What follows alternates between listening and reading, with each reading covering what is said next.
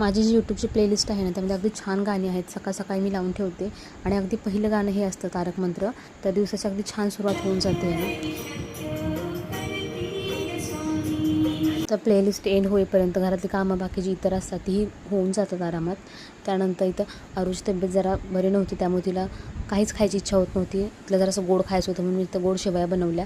त्यानंतर माझे डोकं दुखत होतं सकाळी, सो मी ही कॉफी घेतली आणि अशा पद्धतीने तिला गोड शेवया बनवून दिल्या. तुमच्याकडे अशा बनवल्या जातात का गोड शेवया? मी तिखटही शेवया बनवते, जसं आपण उपमा बनवतो. त्यानंतर डायरेक्ट संध्याकाळी शूट केलं ती स्कूलवरून आल्यानंतर. आपल्यालाही बरं नसल्यानंतर आपल्या तोंडाची चव जाते, काहीच खाऊ वाटत नाही. तसं तिलाही होत होतं. सो मी त्यासाठी तर रव्याचे आप्पे बनवत होते. नॉर्मल रवा घेतला, त्यामध्ये 1 वाटी दही टाकून थोडंसं भिजवून त्यामध्ये मीठ टाकलं आणि त्यानंतर असे आप्पे बनवले. त्यासोबत चटणीही बनवली. इन्स्टंट आप्पे बनवायचे असतील ना, तर रव्याचे आप्पे हे उत्तम पर्याय आहे, कारण टेस्टही छान आहे आणि पटकन होऊन जातात. त्यानंतर दिवसाचा शेवट ही छान अगदी पुस्तक वाचून झालं आहे. तर हे नवीनच पुस्तक मी वाचायला घेतलं.